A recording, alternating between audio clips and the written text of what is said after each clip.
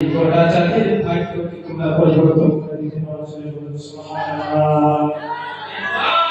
আমাদের ভাগ্য নষ্ট করতে আসে, আমাদের ভাগ্যকে এই কোরআন খুলে দেওয়ার জন্য আসছে।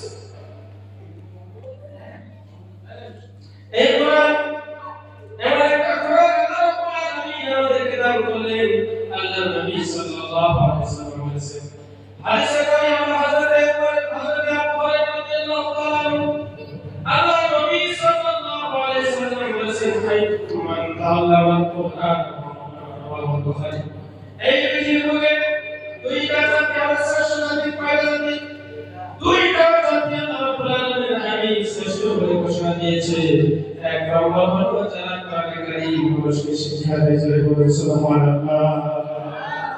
দুই নম্বর হলো কোরআনের শিক্ষাকে যারা গ্রহণ করে, কোরআনের সত্য, কোরআন যেটাকে হালাল বলেছে সে হালালকে মেনে চলে, হারাম করেছে সে হারামকে মেনে চলে।